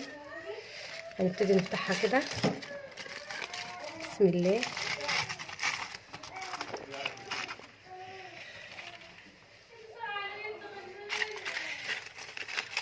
واو شكلها حلو اوي، تسلم ايدك يا خالته. سخنة نار نار نار. ريحتها جميلة، يا ريت تجربوها ويا رب تعجبكم ان شاء الله في البيت لما جامدة تعملوها. جدا، بس طبعا شايفين البخار عامل ازاي. سخنة ما حصلتش، مش عارفة اطلعها دلوقتي بصراحة، ريحة خطيرة. بس هوريها لكم مستوية ازاي. او ماي جاد، طلعناها كده من الصينية، هنشوفها بس مستوية ولا لا. سخنة نار طبعا. تسلم ايدك يا خالته، ريحتها تحفه. هنطلع كده حتة ونشوفها استوت ولا ايه. ايوه ده بقى لغتي. بصوا دوقي يا دي تفصل. استوت تحفه. دوقي يا سوسو. هي الفرخه عامه اهي دايبه خالص. طبعا هدير بعد ما دقت مش قادره احوش الفرخه من ايديها. انا خلاص كده الفرخه خلصت معاكم وطلعت جميله بجد. انا اول مره فعلا، بس يا ريت تجربوها مش هتندموا والله، حاجه تحفه بجد. طب يلا دوقي. هنشوف بس بقى ايه اللي بالخضار. الخضار استوى ولا نظامه ايه؟ هي كده كده مستويه ايه يعني، خلاص مش مستحله اي حاجه.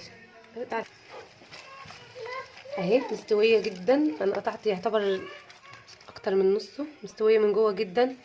خد الخضار مستوي جميل بجد. انا مش هبطل ان انا اعمل الفراخ دي، جميله جدا جدا جدا. يا ريت تجربوها ونور اعجابكم وتعملوا لي لايكات. متنسوناش بقى في اللايك لايك لايك لايك لايك لايك لخالته. وسلام يا بلدي الكلام عشان عاوز انام. ازيكم عاملين ايه؟ ايه رأيكم في حلو البسبوسة دوت؟ جربوه ان شاء الله يعجبكم. يلا بينا نخش على المقادير ونشوف هيتعمل ازاي. السلام عليكم ورحمه الله. ازيكم يا بنات عاملين ايه؟ النهارده اختي معايا اللي عملت لكم الكيكه قبل كده، مع اني ما كنتش حابه كده، بس اختي شجعتني ان انا اعمل معاها حاجه تاني جديده. فقلت استغلها النهارده عندي بقى، وهتعمل لنا حلو البسبوسه. حلوه سهله وسريعه وجميله جدا، حلوه للاطفال. حاجه كده على البوتاجاز بدل ما ندخلها الفرن وشربات والحاجات دي، فاحنا هنعمل حاجه سهله وسريعه كده ان شاء الله. بالنسبه لدي بقى الفراوله اللي عملتها معاكم وخزنتها وقلت لكم هعملها في صوص الشوكولاته، هديها لها بقى نستغلها في الوصفه اللي هي هتعملها النهارده. يلا بقى خش على المقادير. يلا نقول بسم الله الرحمن الرحيم. كده معانا ان شاء الله كده الاول 5 كوبايات لبن من اللي هو المج دوت شايفينه، وكوبايه سكر وكوبايه قشطه و2 كوبايه سميد، وطبعا الفانيليا شيء اساسي معانا، والفراوله دي للتزيين. اللي حابب بقى فراوله سوداني فستق بندق اي نوع عندكم هتستخدموه عادي. ماشي يلا هنبدا بقى مع بعض. اهم حاجه ان اللبن بس يغلي كويس على النار، هنغليه ونرجع لكم تاني. بالنسبه للقشطه ديت انا شايلها من اللبن وبفرزها بحطها في التلاجة في اكياس. يعني بستخدمها في كل حاجه يعني في البيت، حلوه جدا جربوها. يلا بصوا يا بنات ان شاء الله كده هو اللبن اهو بدا يغلي معانا. هننزل بكوبايه السكر ونقلب كده على طول عشان خاطر ما يفرش ويدلق مننا. هندوب السكر اهم حاجه. ادي كوبايه سكر حاطينوها. طبعا هندوب السكر كده ان شاء الله. نشيل الفراولايه دي هنستخدمها في الاخر، عشان هننزل بكوبايه القشطه دلوقتي. هنجيب معلقه بس كده عشان ننزل بالقشطه واحده واحده كده مع بعض يا جماعه. بصوا كوبايه برده من القشطه اهي، نبدا ندوب فيها على الاخر.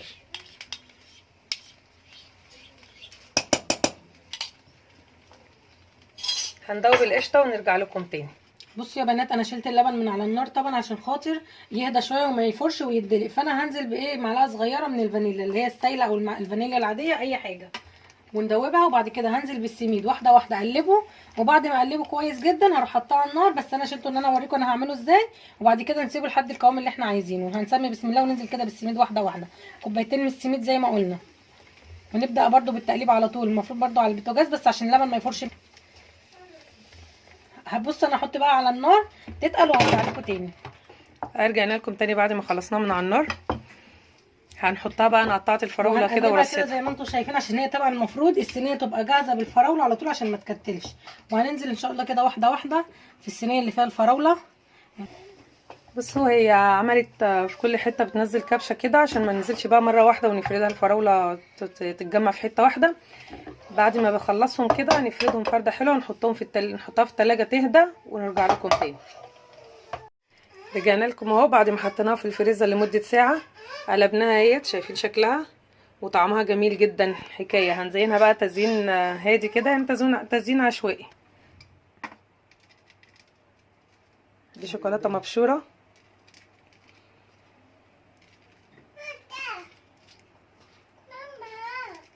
رجعت لكم اهو بعد ما خلصت. التزيين بقى على حسب رغبتكم، شوكولاته بس ماشي، فواكه مجففه، فاكهه فريش، سوداني، مكسرات اللي انتوا تحبوه اللي موجود عندكم في البيت. انا عندي فراوله فحطيت بما ان هم سبقوني وعملوا ليالي لبنان قبليه وصوروها من غيري، فمش هينفع الفيديو يتختم من غيري، لازم ارخم عليهم وادخل اقول لكم ايه رايكم بالتزيين بتاعها. ولو تحبوا تعملوها باي حاجه غير الفراوله، اي حاجه في البيت موجوده هنعملها عادي. مكسرات، جوز هند، اللي يعجبك. اي شيء اللي موجود في البيت كله هنعمل اي حاجه. بس بجد جربوها هتبقى حلوه جدا. وطبعا مش هتعدي كده، لازم ادوقها عشان اقول لكم الحقيقه ان كانت حلوه ولا لا. بس طبعا شكلها باين بصراحه.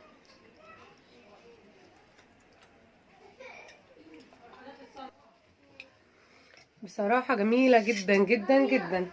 تسلم ايديكم، واستنونا في فيديو جديد بس هيكون ان شاء الله في بيت العيله وقبل رمضان. وما تنسوش تعملوا لنا لايك وشير. السلام عليكم. ازيكم عاملين ايه؟ بما ان النهارده الجو ساقع هعمل لكم ايه؟ شوربه خضار تدفينا. هناكل النهارده شوربه خضار، انما ايه حكايه. يلا بينا نخش على المقادير. السلام عليكم ورحمه الله وبركاته. اهلا بيكم في فيديو جديد من ريتاج. النهارده بما ان الجو برد احنا هنعمل معاكم شوربه خضار. دلوقتي احنا معانا بسله، جزر، فاصوليا، بطاطس، كوسه، فلفل الوان، وبصلايه. دول كلهم كده احنا جهزناهم وقطعناهم مكعبات. ماما كانت هتجيب معاهم اما بقت بس لقيتها مش طازه فما جابتش. يلا بقى نخش على الطريقه. حطينا في الحله معلقتين زبده. هنبدا نحط البصل ونقلبه تقليبتين. يا دوبك شوحنا البصل ما خدش لون، وهنبدا ننزل بالجزر والفاصوليا والبسله.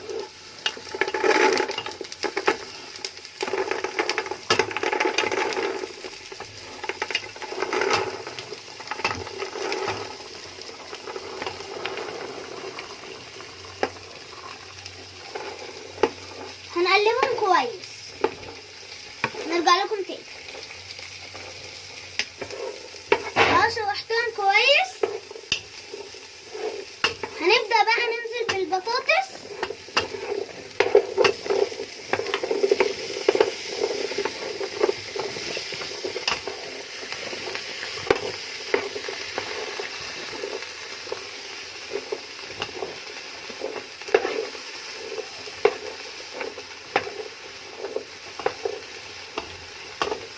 هنشوحهم بقى مع تشويحة تانية مع البطاطس وهنرجع لكم تاني. على فكرة ما قلتلكوش الكمية والمقادير قد ايه، عشان الكمية اللي تحبوها تحطوها والخضروات اللي تحبوها تحطوها. هنبدأ بقى نحط الفلفل.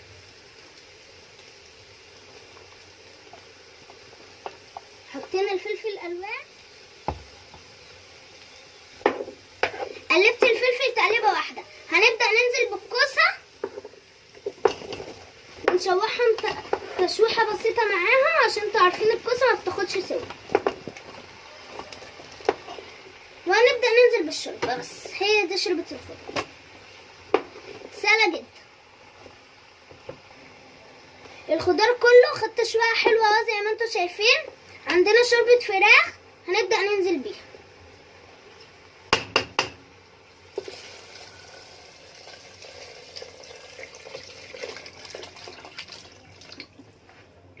بس هي دي شوربة الخضار، سهلة جدا. بصوا جميلة ازاي، والالوان جميلة كمان.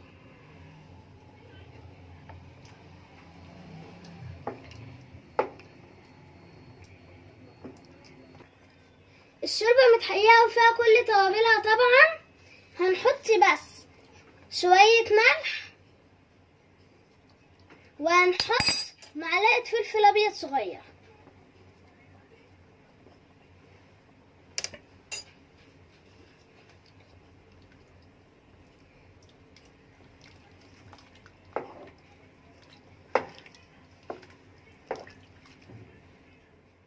هغطيها ولما تغلي هغطي النار عليها ولما تستوي. رجعت لكم اهو بعد ما شوربة الخضار استوت. بصوا الوانها وجمالها.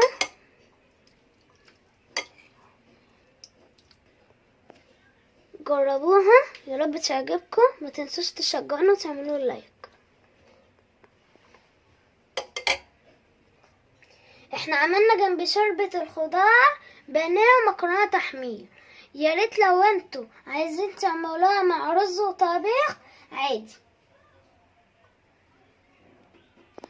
لو عملتوها برضو لوحديها عادي، عشان هي فيها عناصر غذائية مفيدة جدا كتير. لو اول مرة تشوفوا القناة ياريت تشتركوا فيها وتعملوا لايك عشان ننزل لكم فيديوهات اكتر. تعالى يا بلال عشان تدوق. بسم الله. بسم الله.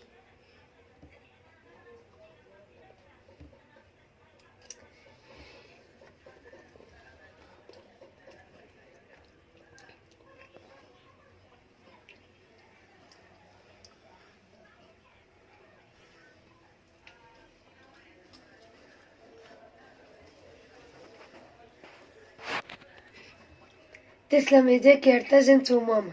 ما تنسوش بقى تعملوا لايك لارتاج، والسلام عليكم ورحمة الله وبركاته. السلام عليكم ورحمة الله وبركاته.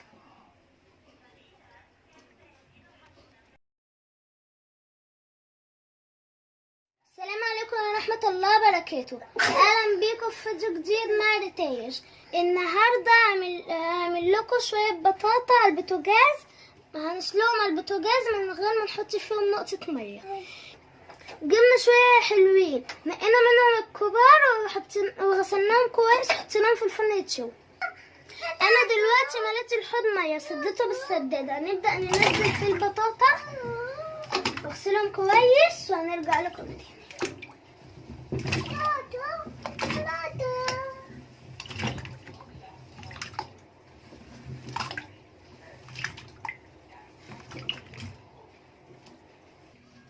غسلتهم كويس من الطينة وغيرت المية، حطيت مية نضيفة. هنحط دلوقتي شوية خل وهندعكهم تاني وهنطلعهم ونرجع لكم تاني. غسلنا البطاطا كويس اهو، وادي الحلة فاضية مش هنحط فيها ولا مية ولا ورق جنان ولا الحاجات دي، عشان في ناس بيحطوا ورق عشان الحلة متتحرقش. احنا مش هنحط، وهنحط البطاطا فيها مش هتتحرق ان شاء الله.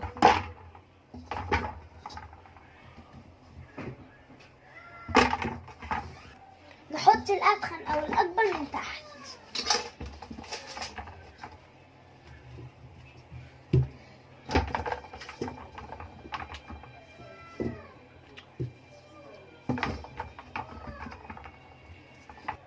هرصهم بقى في الحله وارجع لكم تاني. رصينا البطاطا في الحله، دول حوالي نص كوبايه سكر.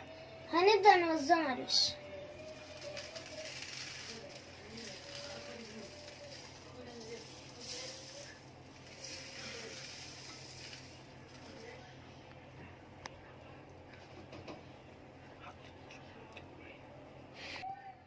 ما حطيناش فيها ولا نقطه ميه. دلوقتي بقى اغطيها واحطها على نار متوسطة وحوالي نص ساعة.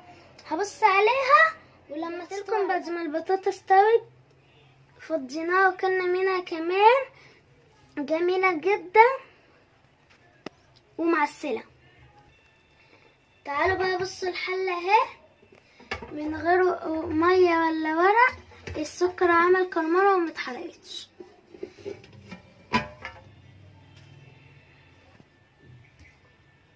هنجيب اللي شويناها في الفرن وهنقدمها مع بعض.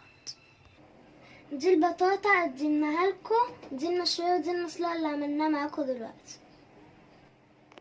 جربوها يا رب تعجبكم. فتحنا لكم واحدة من المشوية عشان نوريها لكم من جوه. بس من جوه جميلة.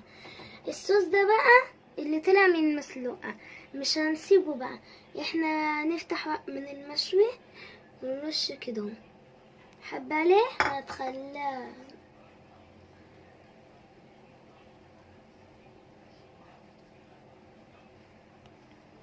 يلا بقى ندوق مع بعض.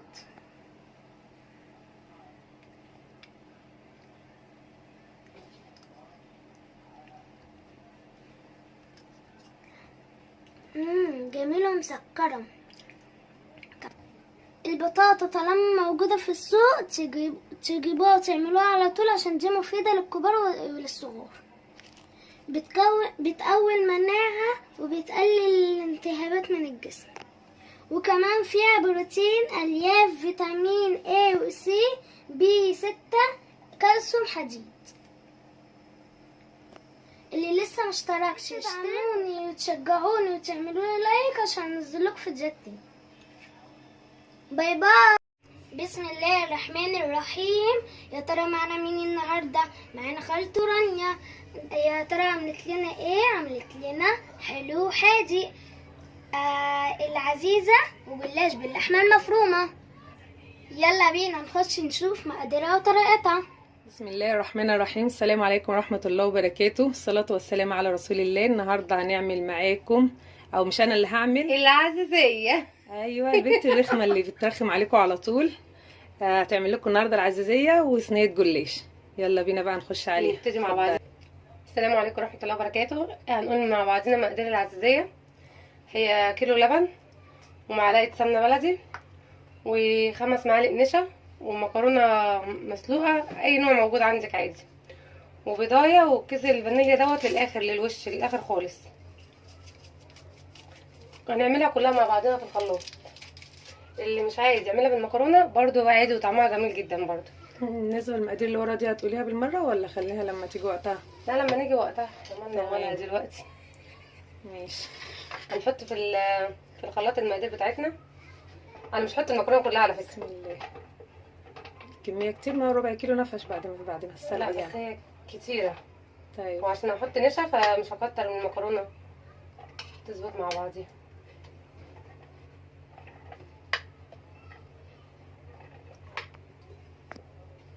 هنحط اللبن كيلو كله؟ كيلو كله. هنعملها كلها في الخلاط. ما هي سهله وسريعه، عايزين نخلص بسرعه بصراحه. ورانا حاجات تانية جامده جدا. مستعجلة. ودي معلقه السمنه. تمام.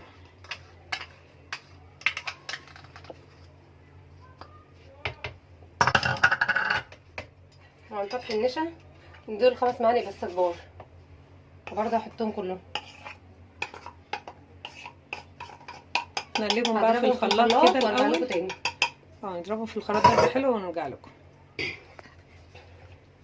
هنا ضربت المكرونه واللبن والمقادير بتاعتي كويس. السكر انا معايا كوبايه سكر. السكر حسب الرغبه، كوبايه الا ربع كوبايه، كل واحد ودماغه يعني. هحط السكر واضربه وارجع لكم. واضربه وارجع لكم. انا حاطه الحله على النار وهحط عشان النشا بس تستوي. نحط الخليط بتاعنا كله بتاع العزيزيه. هيستوي غلوتين مع بعض ونكون ابتدينا نجهز في الجلاش على ما هي تستوي. يعني هنقلبها مثلا هسيبها لما النشا تستوي. طيب مش هنقلبها لحد ما النشا تستوي وتغلي ونطفي عليها ونرجع لكم تاني. طبعا العزيزيه على النار بنقلب فيها وسايبينها. وهنا للجلاش اللحمه ويدوبك خليت البصله تغير لونها بس تدبل شويه. واللحمه هحطها على النار ونبقى مع بعضينا. هنا زبادي وسمنه بلدي والفلفل الحراق طبعا هما بيحبوه كده والزيتون والتوابل. بالنسبه للتوابل ملح، فلفل اسود، 7 بهارات وجنزبيل وقرفه. طبعا الجنزبيل والقرفه انا بحب احطهم في اكل كتير يعني. فهي دلوقتي حطت اللحمه اهو على النار. هتقلبها بقى فيها كويس تقليبه حلوه. انا يا دوبك بشمع خلص المرحله دي البصل وبعد كده نقلبهم على بعض. تمام. بتشمع اللحمه بعيد عن البصل زي ما قالت لكم. شمع ونرجع لكم بقى في الجلاش. بصوا يا جماعه هنا حطت التوابل وهتنزل بالفلفل اهو.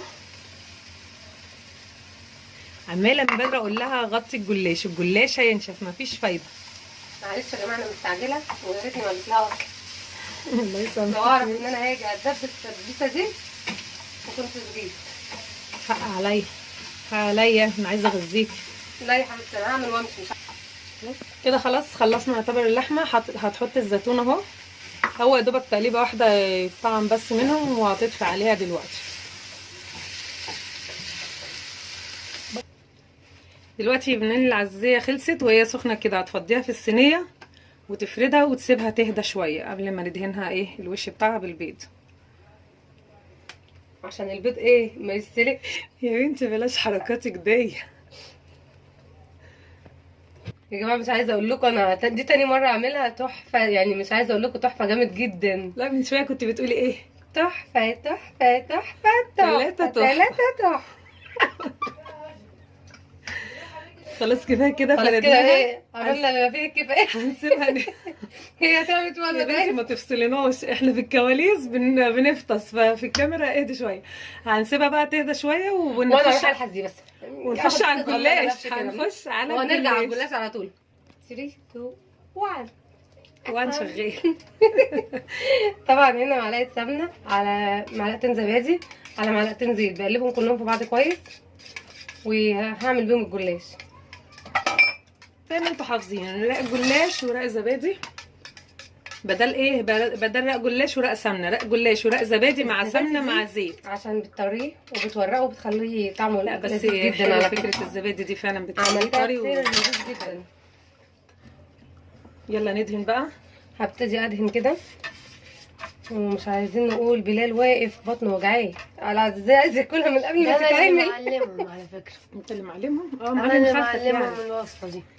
اه هو اللي جايب لك بصوا يا الزبادي. جماعه بصراحه انا مش اللي هكذب، بلال معلمني، معلمني الكمبيوتر. طبعا انا بعمل الجلاش رق ورق، بحط كل رقين وبحقيق بسقيهم من التحقيقه اللي عاملينها. هخلص نص الجلاش وارجع الزبادي لكم. والسمنه والزيت اهي عملنا كده نص كميه الكميه. الجلاش، مم. وهنزل باللحمه. المعصجة لازم تحطي التاتش بتاعها. بالظبط كده. نسويها. تحبي تقف اوجه معانا عشان تتعلم؟ طبعا هي عارفه طريقه الجلاش، كانت حابه تعملها، هي عماله تقول اعملها لكم انا. انا لها الدور الجاي. ايوه هتحطي نص الجلاش على اللحمه، بعد كده تجيبي البيض واللبن ترشيه على الجلاش من على الوش وتحطه في الفرن.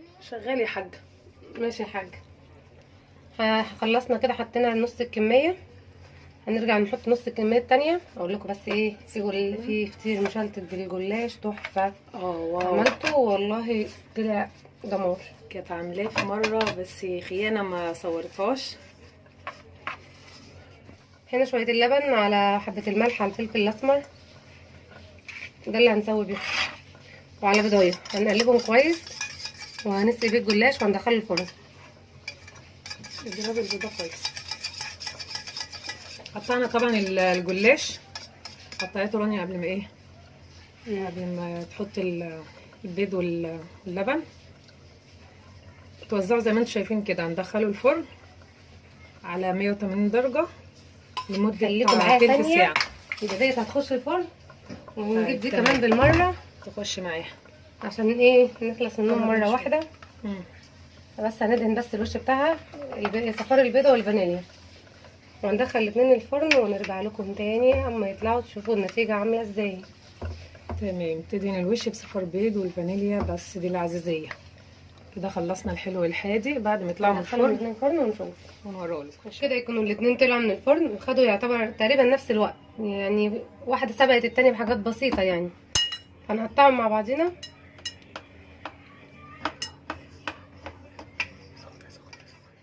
وبكده نكون خلصنا الجلاش والعزيزيه، وطلعت جامده جدا وجميله، والعيال هيدوقوا يقولوا لكم، وانا بصراحه هروح ادوق الجلاش. يا تفصى. انا بقى دوق. هاتولي دي بقى كده. واو الجلاش والله تحفه، مش عشان انا اللي عاملاه ما بس شاء الله تحفة. فعلا طعمه جميل جدا وريحته حكايه، والعزيزيه والله العظيم جميله جدا جدا برضه، طعمها حلو.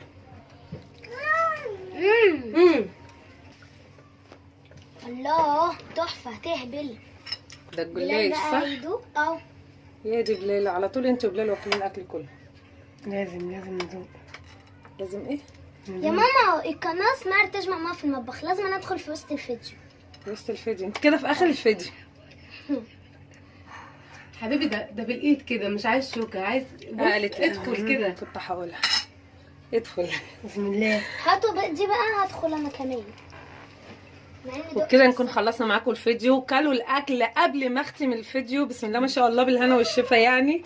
واختم انا بقى معاكم واقول لكم ان شاء الله الاكل يعجبكم والوصفات بتاعتها تعجبكم، ونقول لكم السلام عليكم ورحمه الله وبركاته. اللايك والشير بقى وكده يعني، ودلعوني. واللايك والشير سبسكرايب، واللي اول مره يشوف القناه يشترك ويشجعنا. السلام عليكم. السلام عليكم ورحمة الله وبركاته. هنعمل لكم النهاردة أنا وماما عجة جميلة جدا. معانا هنا 6 بيضات، معانا هنا 4 قطيات، معانا هنا ربع كوباية فلفل حراق، ربع كوباية فلفل ألوان، بصل، ربع كوباية بصل أخضر من اللي بيتاكل مع الفسيخ والرنجة. هنبدأ لكم بالتوابل: نص معلقة توابل، نص معلقة فلفل أسود، نص معلقة قرفة، نص معلقة جنزبيل، معلقة ملح. هنبتدي بسم الله، هنحط التوابل على البيض وهنقلبه كويس.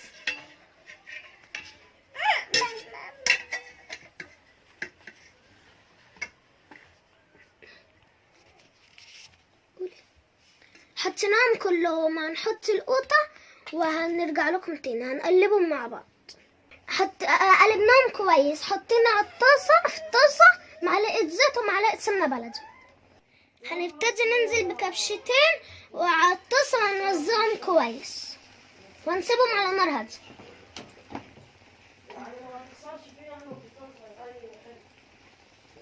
هنحطهم ونوزعهم وهنرجع لكم تاني. اهي العجة استوت اهي، ابتدت تستوي ووطينا النار عليها وغطيناها ودي ابتدت تستوي وما هتقلبها لنا ونرجع لكم تاني.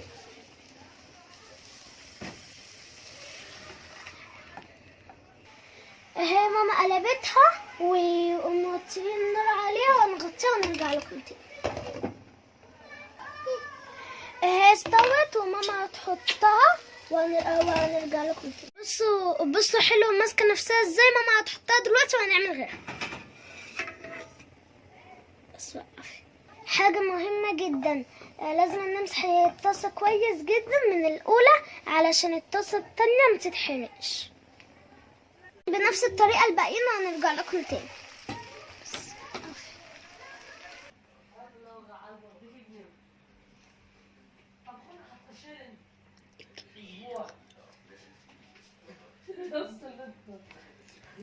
خلاص يا خلصناها. الكمية دي عملت معانا 3 كبار. ندوقها بقى. جميلة جدا، تسلم ايدك، تجنن. تعالى يا بلال دوق.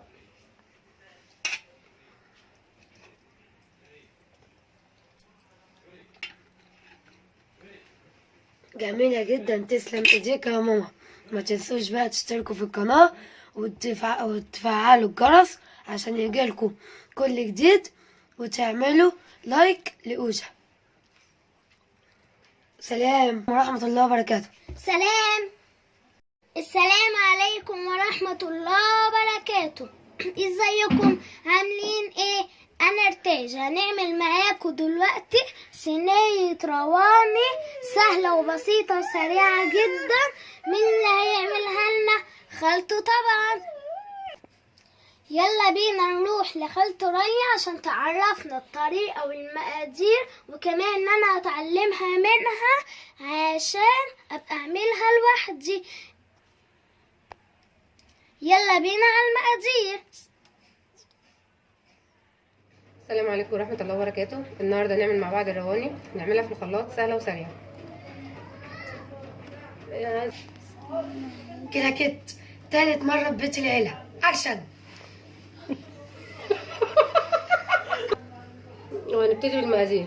هنا 1.5 كوباية دقيق نخلطهم بالمنخل، وكوبايتين دقيق بسبوسة، كوباية سكر، كوباية زيت، وكوبايتين زبادي بلدي، و4 بيضات، وفانيليا وبيكنج باودر، وشوية خل. هنبتدي نخلط المواد الجافة مع بعضيها. دي البسبوسة، وهحط شوية جوز هند، اللي عايز يحط براحته، اللي مش عايز يحط برضو عادي، والبيكنج باودر. دي المواد الجافة كلها مع بعضيها بنقلبها ونسيبها.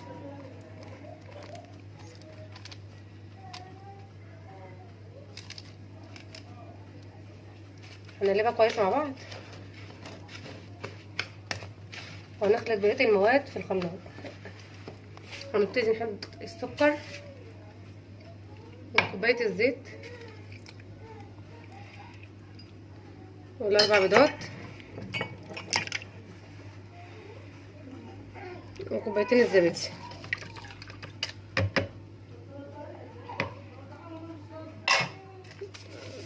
والفانيليا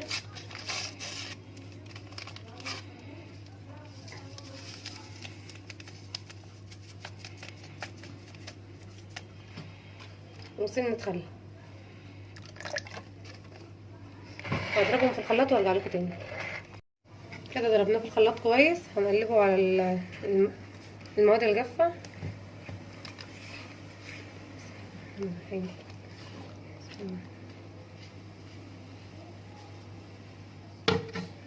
هقلبها كويس وارجع لكم تاني. وكنا جهزت الصينيه كده، نكون قلبناها كويس وننزل بيها في الصينيه. الفرن مشغلاها من شويه وسخنه، هدخلها يدوبك على الفرن على طول وهتطلع ونشوفها مع بعضين.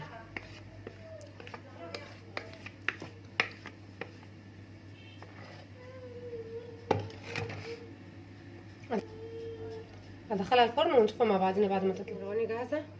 انا عملت واحده معاكم والتانيه برضه عملتها عشان طبعا انتوا عارفين بيت العيله، فصينيه واحده ما تقضيناش، بس هقطعها معاكم وتشوفوها.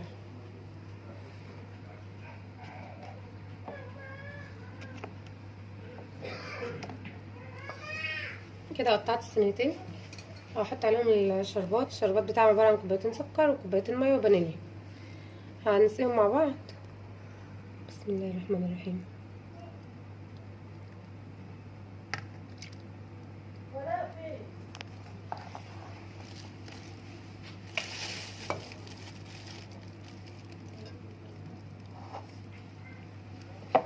كده ايه، شربت الشربات بتاعها بقت 100 كده. اتاكدت ان هي ناجحه كويسه.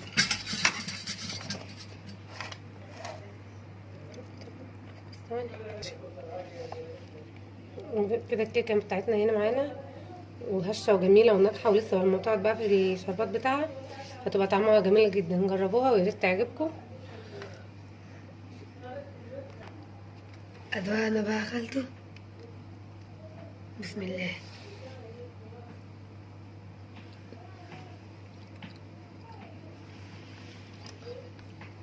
كفايه اكل بقى. جميلة جدا. تسلم ايديكي. ما تنسوش بقى تعملوا لايك وتشتركوا في القناة لو عجبكم الفيديو، وان شاء الله لما تعملوها هتعجبكم جدا جدا جدا. وبصوا عاملة زي الاسفنجة ازاي، كأنها كيكة الاسفنج دي. هكملها بقى خالته. بالهنا والشفا يا لولا، يا رب تعجبكم، والسلام عليكم ورحمه الله وبركاته. السلام عليكم ورحمة الله وبركاته. هنعمل لكم انا وماما كشري الحلة الواحدة. معانا بصل متقطع شرايح، نص كيلو شعرية، نص كيلو مكرونة سباكيتي، نص كيلو مكرونة تحمير، نص كيلو الا ربع رز. الرز مغسول ومصفي كويس، والعدس بجبة العدس الاصفر، ربع عدس بجبة وربع عدس اصفر غلينهم بشوية مية ورشة ملح. هنبتدي معلقتين صغيرين من دي كمون، ومعلقة فلفل اسود، معلقتين جربوا بقى دول، نص معلقة قرفة ونص معلقة جنزبيل مع الملح. خلاص هنبتدي الحلة على النار وهنحط لها الزيت عشان نحط لها البصل ويتشوح. حطيت البصل دلوقتي هنقلبه لحد ما يحمر وهنرجع لكم تاني. البصل احمر اهو، ماما هتصفيه وتحطه على منزل مطبخ.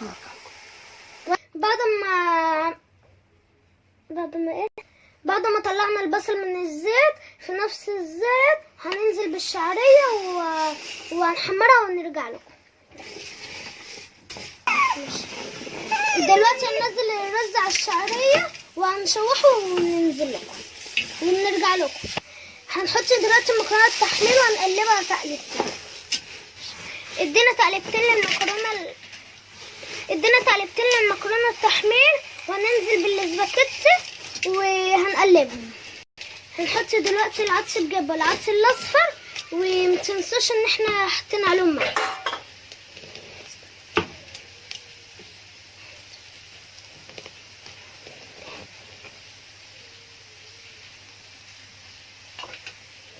هننزل بالتوابل كلها، واخر حاجة المية غلينا عنه. يلا بقى اقفل. معيار المية نحطها للرز بالظبط.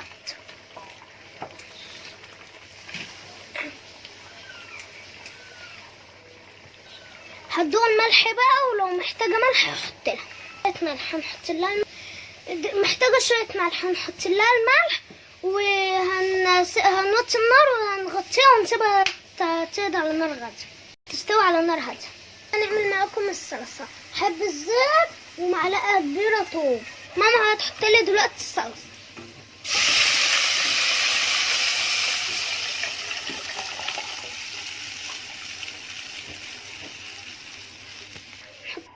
هنسيبها تسبك براحتها عبال ما الكشري يستوي والصلصة تتسبك. هنعمل لكم الدقة.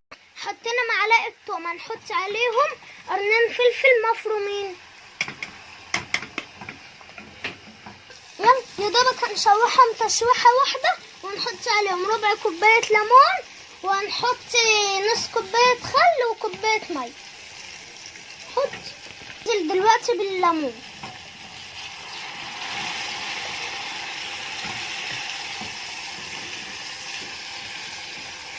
هنحط دلوقتي الخل. نحط دلوقتي المية بقى، كوباية المية. هيغلوا غلوة واحدة ونطفي عليهم. كده غلت. هنحط عليها نص معلقة ملح ونطفي عليها. الكشري بتاعنا استوى وطفينا عليه، والصلصة بتاعتنا اتسبكت وهنطفي عليها. نعمل دلوقتي الشطة زيت. حطينا عليهم حوالي ربع كوباية زيت، ونحط عليهم معلقتين كبار شطة وهنقلبهم.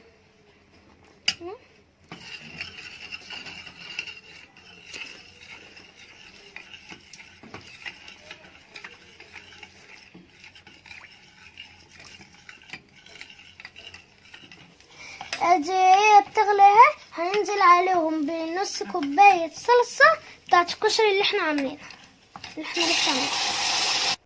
كده الكشري بتاعنا خلص وقدمناه. ادي البصل بتاعنا اهو حلو وناشف.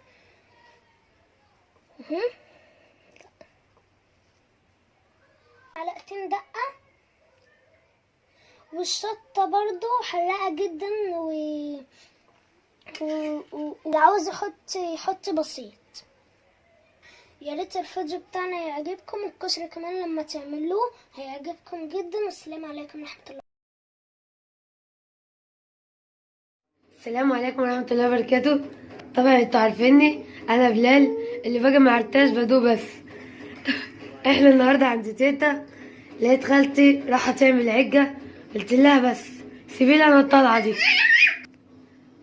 هنبتدي معاكم بالمقادير. توطة، حزمتين خضرة، ربع كيلو فلفل رومي، 8 بيضات، وشوية دقيق حسب ما تاخد العجة، ونص كيس بيكنج باودر. وعملنا هنا 3 بصلات وشوحناهم. هنبتدي معاكم بالطريقة. دلوقتي البصل على النار، نحط عليه الفلفل ونقلبه تقليبه.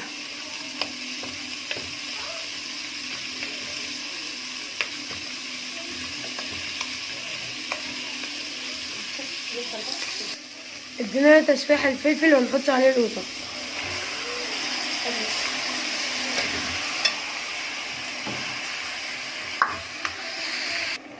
اديناها تقليبه، وعشان القوطة ما تتهريش هننزل عليها الخضرة.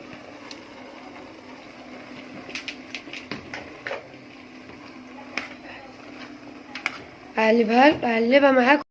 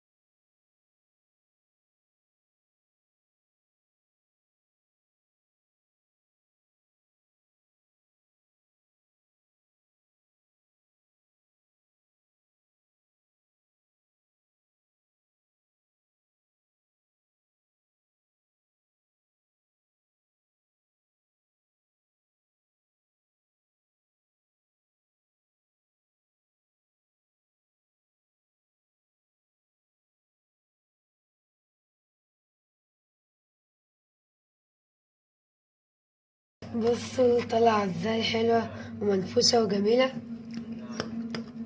المفروض ما نطلعهاش دلوقتي، المفروض نستنى لحد ما تهدى. وبصوا مش لازقة في القعر بتاع الصينية ازاي بسبب رشة الدقيق اللي احنا حطيناها. جربوها ان شاء الله تعجبكم جدا، وشكلها جميل وريحتها حكاية. اشوفكم في فيديو جديد، وما تنسوش بقى تعملوا لنا لايك وشير، ولو اول مرة تشوفوا القناة اشتركوا فيها. وعلى رأي المثل السلام ختام، والسلام عليكم ورحمة الله وبركاته.